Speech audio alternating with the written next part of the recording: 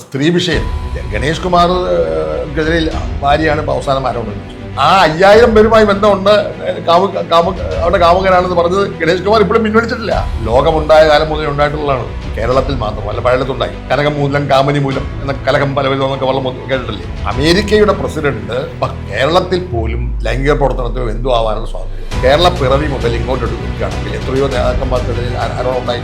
ഈ ലൈംഗിക അഴിമതി നടത്തിയ നേതാക്കന്മാർ കേരളത്തിലുണ്ട്. ഈ ലൈംഗിക വിഷയങ്ങൾ രാഷ്ട്രീയക്കാരനായാലും സിനിമാ താരങ്ങൾ സ്ത്രീയെ ദുരുപയോഗം ചെയ്യുക, അവിടെ സമ്മതമില്ലാതെ അവരെ ചൂഷണം ചെയ്യുക. സ്ത്രീ പീഡനം പോലെ പുരുഷപീഡനം ഉണ്ടാകുന്നില്ലേ? ഭരണത്തെ ബാധിക്കുന്ന ഒരു അഴിമതിയാവാം.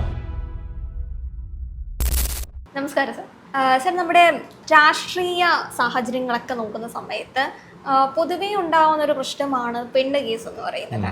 ഇത് പലരും പല കേസുകളും മുന്നോട്ട് വരുമ്പോൾ പറയും ഇതൊക്കെ രാഷ്ട്രീയ നിർമ്മിതമാണ്, അല്ലെങ്കിൽ ഒരു തെരഞ്ഞെടുപ്പ് എടുക്കുന്ന സമയത്ത് ചില സ്ത്രീ വിഷയങ്ങൾ കൊണ്ടുവരിക, ഇങ്ങനെ കുറേ കാര്യങ്ങളുണ്ട്. സാർ തന്നെ പറഞ്ഞു, സാറിൻ്റെ ഒരു ഡയലോഗായിരുന്നു ഞാൻ കുറച്ച് മുമ്പ് അന്വേഷിച്ചത്, അഴിമതി എന്ന കള്ളനാണയത്തിൻ്റെ ഇരുവശമാണ് പെണ്ണും പണവും എന്ന്.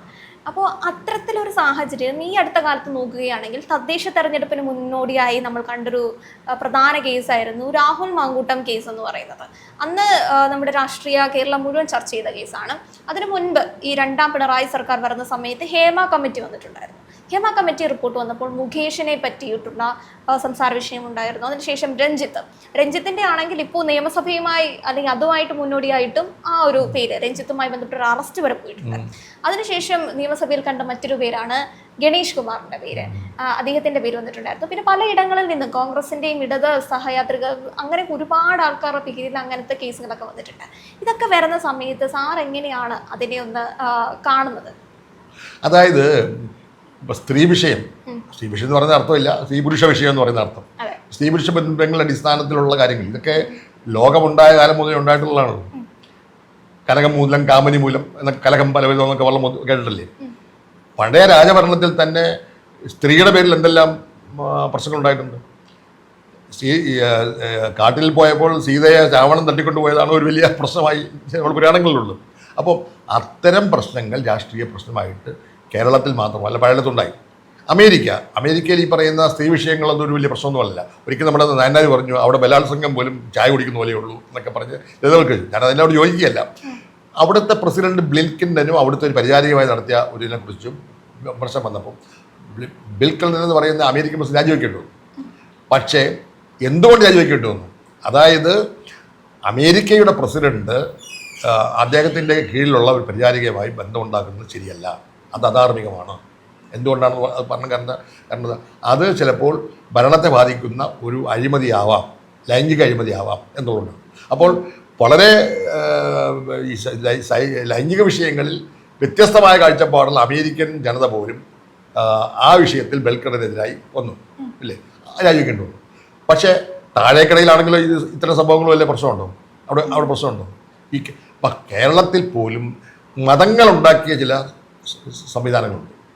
നമ്മുടെ സദാചാരം എന്ന് പറയുന്ന മൂല്യങ്ങൾ എന്ന് പറയുന്നത് മതങ്ങളുണ്ടാക്കിയ അതിൻ്റെ ഭാഗമായിട്ടാണ് പുരുഷാധിപത്യ സമൂഹം ഉണ്ടായി. ഇന്നിപ്പോൾ പുരുഷാധിപത്യ സമൂഹമല്ല, സ്ത്രീ പുരുഷ സമത്വം വന്നു. അപ്പോൾ വേശ്യാവൃത്തി നിയമനമാണോ ഇല്ലെന്ന് ചോദിച്ചിട്ടുണ്ടെങ്കിൽ എത്രയോ നമ്മുടെ കേരളത്തിൽ പോലും വേശ്യാവൃത്തി നടന്നിട്ടില്ലേ? ധാരാളം നടന്നിട്ടുണ്ടല്ലോ. ആ നിയമവിരുദ്ധമാണ്, നിയമവിരുദ്ധമായി പ്രഖ്യാപിക്കുന്നതിന് മുമ്പ് തന്നെ നിയമവിധേയമായി നടന്നിട്ടുണ്ടല്ലോ. ഇവിടുത്തെ ഭരണാധികാരികൾ ഇപ്പം ഈ സ്വദേശവാൻ രാമകൃഷ്ണപിള്ളയെ നാട് കടത്തിയത് തന്നെ അദ്ദേഹത്തിൻ്റെ സ്വദേശവാണി പത്രത്തിൽ അന്നത്തെ ദിവാനെതിരെ നടത്തിയ ഒരു ലൈംഗിക ആരോപണമാണ്. അതിൻ്റെ പേരിലാണ് നാട് കടത്തിയത്. അപ്പം ഇത്തരം ആരോപണങ്ങൾ രാജഭരണകാലത്ത് രാജാക്കന്മാരെക്കുറിച്ചും ഒക്കെ ഉണ്ടായിരുന്നു. മുഗൾ രാജാക്കന്മാരെക്കുറിച്ച് എന്തെല്ലാം വന്നിരിക്കുന്നു. അപ്പോൾ അതൊക്കെ രാഷ്ട്രീയത്തിൻ്റെയും ജനജീവിതത്തിൻ്റെയും ഭാഗമാണ്. പക്ഷേ ഇപ്പോഴങ്ങനെയല്ല. നമ്മുടെ നിയമം അനുസരിച്ച് ഉഭയകക്ഷി സമ്മതപ്രകാരം ഒരു പുരുഷനും സ്ത്രീക്കും ലൈംഗിക പ്രവർത്തനത്തിനും എന്തോ ആവാനുള്ള സ്വാതന്ത്ര്യമുണ്ട്. അത് മറ്റാരും ഇടപെടേണ്ട കാര്യമില്ല. ഇവിടെ കേരളത്തിൽ കേരള പിറവി മുതൽ ഇങ്ങോട്ട് നോക്കുകയാണെങ്കിൽ എത്രയോ നേതാക്കന്മാർക്കെതിരെ ആരോപണം ഉണ്ടായി. PT ചാക്കൊക്കെ ആരോപണം ഉണ്ടായി. ഒരു സ്ത്രീയുമായി കാറിൽ സഞ്ചരിച്ചു എന്ന് മാത്രമേ ഉള്ളൂ. അതിൻ്റെ പേരിൽ ഒരു നിയമസഭാംഗം അദ്ദേഹത്തിന് രാജിവെക്കേണ്ടി വന്നു. അവസാനം ഹൃദയം പൊട്ടി മരിച്ചു. പിന്നീട് എത്രയോ പേര്, ഞാൻ ആളുടെ പേരൊന്നും പറയുന്നില്ല, പ്രധാനപ്പെട്ട എത്ര ആൾക്ക് ഒരു 10-20 പേരുടെ പേരിലെങ്കിലും ആരോപണം ഉണ്ടായിട്ടുണ്ട്. പക്ഷേ ഒരാരോപണവും തെളിയിക്കപ്പെട്ടിട്ടില്ല. ഈ ആരോപണ വിധേയമായ സ്ത്രീകൾ പോലും കോടതി വന്നപ്പോൾ അതിനോട് ഒരു ഇത് കാണിച്ചിട്ടില്ല. അപ്പോൾ ചുരുക്കം പറഞ്ഞാൽ ആരോപണത്തിന് മുതിർന്ന സ്ത്രീകൾ പോലും തെളിവ് നൽകാത്തതുകൊണ്ടോ അല്ലെങ്കിൽ പ്രോസിക്യൂഷൻ്റെ ഭാഗത്ത് തെളിവില്ലാത്തത് കൊണ്ടും ഒരാളും ശിക്ഷിക്കപ്പെട്ടിട്ടില്ല. എല്ലാ കേസുകളും വിട്ടില്ലേ. അവർ താൽക്കാലികമായി രാജിവെച്ചു എന്ന് ഒഴിച്ചാൽ രാജിവെച്ച ശേഷം അവരെല്ലാം പെട്ടു എന്ന് വെച്ചാൽ കുറ്റവാളി അല്ലെന്ന് ഞാൻ പറയുന്നില്ല. ഈ കേസിൽ കുറ്റമുണ്ടോ എന്ന് ചോദിച്ചിട്ടുണ്ടെങ്കിൽ സമ്മതപ്രകാരമാണെങ്കിൽ കുറ്റമല്ല, എങ്കിലും ചില അഴിമതിക്ക് വിധേയമായ ലൈംഗിക പ്രവർത്തനം, സാമ്പത്തിക അഴിമതി പോലെ തന്നെ ഒരു അഴിമതിയാണ് ലൈംഗിക അഴിമതി. ഈ ലൈംഗിക അഴിമതി നടത്തിയ നേതാക്കന്മാർ കേരളത്തിലുണ്ട്. അവരും കുറ്റവിമുക്തരായി, CBI അന്വേഷണത്തിൽ പോലും വിമുക്തരായി. ഇങ്ങനെ ഓരോ ആളുകൾ ഇങ്ങനെ കുറ്റവിമുക്തരായി. ഈ കുറ്റവിമുക്തരായ ആളുകളെല്ലാം പരിശുദ്ധന്മാരാണെന്ന് പറയാൻ പറ്റില്ല. അങ്ങനെ കുറ്റവിമുക്തരായിട്ടുള്ള അത് അത്ര നീതിയായിട്ടില്ല എന്ന് തോന്നിയിട്ടുള്ളത് അതെനിക്ക് പറയാൻ പറ്റില്ല. ഞാൻ പറയുന്നത് കുറ്റവിമുക്തരായത് ഇപ്പം കോടതി കുറ്റവിമുക്തമാക്കി തെറ്റാണെന്ന് പറയാൻ പറ്റും. കോടതിയുടെ മുമ്പിൽ തെളിവില്ലാത്തതുകൊണ്ടാണ്. പക്ഷേ നമ്മുടെ ഇപ്പൊ ലോക മനസാക്ഷിയുടെ മുൻപിൽ നമുക്ക് എല്ലാവർക്കും അറിയാം, സാഹചര്യപരമായി തെളിവുകളും സാക്ഷികളും തന്നെയാണ് കോടതി മുറികളിൽ അവർക്ക് ശിക്ഷ വാങ്ങി കൊടുക്കുന്നത്. പക്ഷെ അതിന്റെ അപ്പുറത്തേക്കും അല്ല, ഞാൻ പറഞ്ഞ ഒരു സ്ത്രീയും പുരുഷനും തമ്മിലുള്ള ലൈംഗിക ബന്ധം അവരെ മാത്രം ബാധിക്കുന്ന പ്രശ്നമല്ലേ, അതിൽ എന്തിനാ നമ്മളിടപെടുന്നത്? പക്ഷേ രാഷ്ട്രീയപരമായിട്ടുള്ള കുറെ കാര്യങ്ങളില്ലേ, ഇപ്പൊ രാഷ്ട്രീയ ബ്രഹ്മചര്യം എന്നൊക്കെ കേട്ടിട്ടുണ്ട്. നമ്മൾ കീപ്പ് ചെയ്യേണ്ട കുറെ കാര്യങ്ങളില്ലേ, നമ്മളൊരു പൊതുസമൂഹത്തിൽ ഒരു ജനപ്രതിനിധിയായി വരുന്ന സമയത്ത് നമ്മുടെ മുന്നിലേക്ക് വരുന്ന ഇപ്പോ ഒരാളെ അതാണ് ആ ഒരു രാഷ്ട്രീയ സദാചാരത്തിന്റെ ഭാഗമായിട്ടാണല്ലോ ബിൽക്കിന്റെ രാജിവെക്കേണ്ടി വന്നത്. ഇവിടെ എത്രയോ ആളുകൾ രാജിവെക്കേണ്ടി വന്നു. അവർ രാജിവെച്ചെങ്കിൽ പോലും പിന്നീട് അവരെ തിരിച്ചെടുത്തത് എന്തുകൊണ്ടാണ്? കോടതി വിധിക്ക് ശേഷമാണ്. ഇപ്പൊ രാഹുൽ മാങ്കൂട്ടത്തിന് വരും കേസ് നിൽക്കുന്നു. ആരോപണം വന്നപ്പോൾ തന്നെ കോൺഗ്രസ് പാർട്ടി എന്ത് ചെയ്തു? അതേ ആരോപണം വിധേയനായപ്പോൾ തന്നെ അദ്ദേഹത്തെ യൂത്ത് കോൺഗ്രസ് പ്രസിഡന്റാണെന്ന് മാറി നിൽക്കാൻ പറഞ്ഞു. അദ്ദേഹം സ്വയം അതിൽ മാറി നിയമസഭാ കക്ഷികളിൽ നിന്ന് മാറ്റി നിർത്തി. പിന്നീട് സ്ത്രീകളുടെ എണ്ണം കൂടി വന്നപ്പോൾ അദ്ദേഹത്തെ പാർട്ടിയിൽ നിന്ന് പുറത്താക്കുകയും ചെയ്തു. പക്ഷേ ഇതൊന്നും നാളെ തെളിഞ്ഞില്ല എങ്കിൽ ഇതിനകത്ത് എന്താണെന്നുള്ളത് സംബന്ധിച്ച് കോടതിയുടെ ഭാഗം ഉണ്ടാകുമ്പോൾ ഈ കോൺഗ്രസ് പാർട്ടി വേണമെങ്കിൽ തീരുമാനം മാറ്റാം. ഒരു രാഷ്ട്രീയ തിരിച്ചുവരവിലേക്ക് വരുന്നത് സാധ്യമാണ്. അത് ആർക്കും സാധ്യമല്ലേ? ഞാൻ പറയാം, ലൈംഗിക ആരോപണത്തിന് വിധേയരായ ആളുകളിൽ പലരും തിരിച്ചു വന്നു. PT ചോക്ക മരിച്ചുപോയി, അല്ലെ അദ്ദേഹം തിരിച്ചു വന്നേനെ. അപ്പം ബാക്കി എല്ലാവരും തിരിച്ചു വന്നില്ലേ? അപ്പം ഞാൻ പറഞ്ഞത് ലൈംഗിക വിഷയങ്ങൾ എന്ന് പറയുന്നത് അത് തെറ്റോ ശരിയോ എന്നുള്ളത് നമുക്ക് പറയാൻ പറ്റത്തില്ല. അതിനെ സംബന്ധിച്ച് തന്നെ ജനങ്ങളുടെ മൂല്യബോധം അനുസരിച്ചാണ് പറയുന്നത്. ഇപ്പോൾ സ്ത്രീയുമായി ബന്ധപ്പെട്ട കാര്യങ്ങൾ ചിലത് പറയും അതെന്താ കുഴപ്പം, അതെന്താ തെറ്റ്, മറ്റോ എന്താ തെറ്റ്? അല്ല, ഈ ജനങ്ങളൊക്കെ മാറ്റി പറഞ്ഞിട്ടുള്ളത് ചിലപ്പോൾ എല്ലാവർക്കും യോജിക്കാൻ പറ്റുന്നത്, റിലേറ്റ് ചെയ്യാൻ പറ്റുന്നത് ഉമ്മൻചാണ്ടി സാറിന്റെ കാര്യം തന്നെയായിരിക്കും. സോളാർ കേസിൽ ഓർമ്മയുണ്ട്, എൻ്റെ ഒരു ചെറുപ്പകാലത്തൊക്കെ ആയിരുന്നു സരിത എന്നൊരു പേര്, സോളാർ കേസ് സരിത. അതിനുശേഷം കാലങ്ങൾക്കപ്പുറത്തേക്കും ജനങ്ങളെ മാറ്റി പറയാൻ കുറച്ച് പാടാണ്. കാരണം അതിൻ്റെ ഇടയിലെങ്കിലും കുറച്ച് പേരെങ്കിലും കാണും നമ്മളോട് എതിർപ്പുള്ളത്. പക്ഷേ സോളാർ കേസിന്റെ കാര്യം മാത്രം അദ്ദേഹം നീതിമാനായിരുന്നു എന്ന് ഒരു ബോർഡ് കണ്ടു കഴിഞ്ഞാൽ അതിനോട് യോജിക്കുകയും അല്ലെങ്കിൽ ജനങ്ങൾ തന്നെ ഇദ്ദേഹം നല്ലതായിരുന്നു എന്ന് മാറ്റി പറയുന്ന ഒരു അവസരം ഉമ്മൻചാണ്ടി സാറിന്റെ കാലത്ത് മാത്രമല്ല ഉണ്ടായിട്ടുണ്ട്. അല്ല, ഉമ്മൻചാണ്ടിക്ക് ആരോപണം ഉണ്ടായ അവസാനം CBI കോടതി അദ്ദേഹത്തെ കുറ്റവിമുക്തനാക്കി. അതിനുശേഷം ആരും അതിന്റെ പുറകാലെ പോയിട്ടില്ല. CBIയുടെ കോടതി കുറ്റവിമുക്തനാക്കുകയും ചെയ്തു, അദ്ദേഹം മരിക്കുകയും ചെയ്തു. അപ്പോൾ ആ വിഷയം ഒരു വിഷയമല്ല.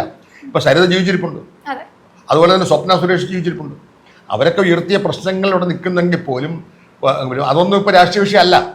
അപ്പം ലൈംഗിക കേസുകൾ പലപ്പോഴും രാഷ്ട്രീയത്തിൽ പെട്ടെന്ന് ഭൂകമ്പം പോലെ പൊട്ടിവിടുകയും വലിയ പ്രകോപനങ്ങൾ സൃഷ്ടിക്കുകയും മാധ്യമങ്ങൾ അതിൻ്റെ പുറകാലെ വരികയൊക്കെ ചെയ്യുമെങ്കിലും കുറെ കഴിയുമ്പോൾ കെട്ടടങ്ങും. ശരിക്കും ഈ വിഗ്രഹങ്ങളൊക്കെ ഉടയാൻ അതൊരു കാരണമല്ലേ? കാരണം ഗണേഷ് കുമാറിനെ നമുക്കറിയാം, ഭയങ്കര ട്രെൻഡിങ് ആയിട്ടുണ്ടായിരുന്ന ഒരു മന്ത്രിയായിരുന്നു. എവിടെ നോക്കിയാലും അദ്ദേഹത്തിന്റെ ഒരു ഗതാഗത വകുപ്പിലേക്ക് മുൻകാലത്തിനെക്കാട്ടിലും പിണറായി സർക്കാർ വന്ന സമയത്ത് ആ ഒരു വകുപ്പ് ട്രെൻഡിങ് ആക്കിയ ഒരാളായിരുന്നു ഗണേഷ് കുമാർ എന്ന് പറയുന്നത്. അങ്ങനെ വളരെ സ്മൂത്തായി പോയിക്കൊണ്ടിരിക്കുന്ന ഒരു സമയത്താണ് ഇദ്ദേഹത്തിന്റെ ഭാര്യയുടെ ഭാഗത്തു നിന്നും ഒരു കാര്യം പുറത്തേക്ക് വരുന്നത്. അപ്പോൾ മന്ത്രിയുടെ വസതി എന്ന് പറയുന്നത് ജനങ്ങളുടെ നികുതിപ്പണം കൊണ്ടല്ലേ ആ ഒരു വസതി ഉണ്ടാവുന്നത്. അപ്പോൾ ആ വസതിക്കകത്തേക്ക് ഇത്തരം പ്രവൃത്തികൾ ചെയ്യുമ്പോഴാണ് പെട്ടെന്ന് ഇദ്ദേഹത്തിന്റെ ഒരു വിഗ്രഹം ഉടയുകയും അന്നുണ്ടായിരുന്ന ഹൈപ്പ് നഷ്ടപ്പെട്ടു പോകുന്ന ഒരു അവസ്ഥ. അല്ല, ശരിയാണ്. കാരണം ഒരു മന്ത്രിക്കെതിരെ ആരോപണം വരുമ്പോൾ, പ്രത്യേകിച്ച് ഭാര്യയുടെ ഭാഗത്തുനിന്ന് വരുമ്പോഴത്തേക്കുള്ള അതിനകത്തൊരു അതിൻ്റെ രൂക്ഷത കൂടുതലാണ്. പക്ഷെ ഭാര്യ പറയുന്നത് ശരിയാവണമെന്നില്ലല്ലോ. പല സ്ഥലങ്ങളിലും ഭാര്യമാർ തന്നെയാണ് പല ആളുകളെ അപകടത്തിലാക്കുന്നത്. അവസാനം തെറ്റിക്കഴിയുമ്പോഴത്തേക്കൊണ്ട് വളരെ മോശമായി പറഞ്ഞിട്ടുണ്ട്. അതുകൊണ്ട് ഇത്തരം വിഷയങ്ങളിൽ ഞാൻ ആരെയും ന്യായീകരിക്കുകയല്ല. അന്തിമ വാക്ക് പറയേണ്ടത് കോടതി തന്നെയാണ്. ഗണേഷ് കുമാറിനെ സംബന്ധിച്ചിടത്തോളം രണ്ട് തരം കോടതിയുണ്ട്. ഒന്ന് നമ്മുടെ നീതിന്യായ കോടതി. നീതിന്യായ കോടതിയുടെ മുമ്പിൽ പല കേസുകളുണ്ടായിരുന്നു, അതൊക്കെ നിലനിൽക്കുകയും ചെയ്തു. ഗണേഷ് കുമാറിൻ്റെ പേരിൽ നിലനിൽക്കുന്നു. ഹേമ കമ്മിറ്റി അനുസരിച്ചുള്ള നിൽക്കുന്നു. അതൊന്നും വിധി വന്നിട്ടില്ല. മാങ്കൂട്ടത്തിൻ്റെ കാര്യത്തിലും തീരുമാനം വന്നിട്ടില്ല. അപ്പം ലൈംഗിക ആരോപണങ്ങൾക്ക് വിധേയ ആളുകളുടെ അവസാന വിധി വരുന്നത് ഈ പറയുന്ന നീതിന്യായ കോടതിയാണ്. പക്ഷെ ജനകീയ കോടതിയാണ് നമ്മുടെ തെരഞ്ഞെടുപ്പും. അതെ. ഇവിടെ ലൈംഗിക ആരോപണത്തിന് വിധേയരായ ആളുകളെല്ലാം വീണ്ടും വീണ്ടും ജയിക്കുന്ന കഥയല്ലേ നമ്മൾ കണ്ടത്. അങ്ങനെ ഒരു ജയം ഞാൻ ആളുടെ പേരൊന്നും പറയില്ല. ലൈംഗിക ആരോപണങ്ങൾക്ക് വിധേയരായ ആളുകൾ തോറ്റുപോയ ആരാളുള്ളത്.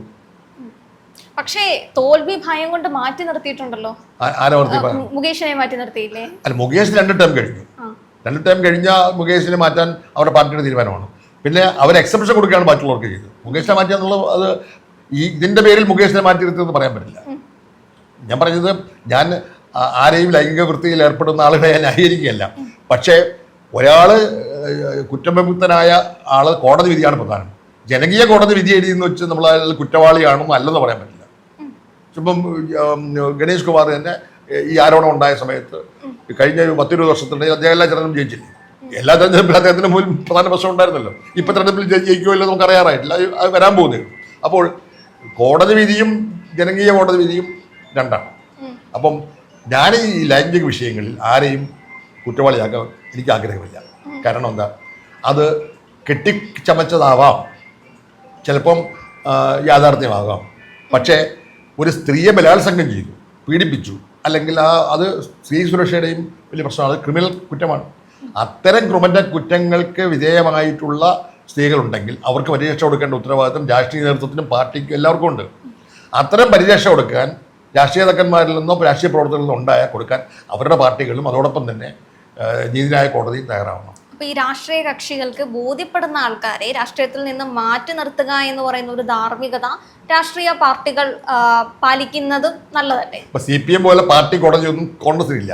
എങ്കിലും കോൺഗ്രസിന്റെ നേതാക്കന്മാർ ഒരു കൂടിയാലോചന നടത്തുമ്പോൾ ഇത് സംശയത്തിന്റെ നിഴലിലാണ്, അതുകൊണ്ട് ഇദ്ദേഹത്തെ മാറ്റിയെടുത്തത് ശരിയാണ് എന്ന് തോന്നിയാൽ മാറ്റിയെടുത്തു. അങ്ങനെ ഉണ്ടാവാറില്ലേ? അതുകൊണ്ട് കോടതി തീരുമാനിക്കുന്നത്, ഇപ്പൊ കോടതി തന്നെ 1000 കുറ്റവാളികൾ രക്ഷപ്പെട്ടാലും ഒരു നീതിമാനും ശിക്ഷിക്കപ്പെടരുതെന്നല്ലേ പറയുന്നത്. അപ്പോൾ കുറ്റവാളികൾ രക്ഷപ്പെടാറുണ്ട്.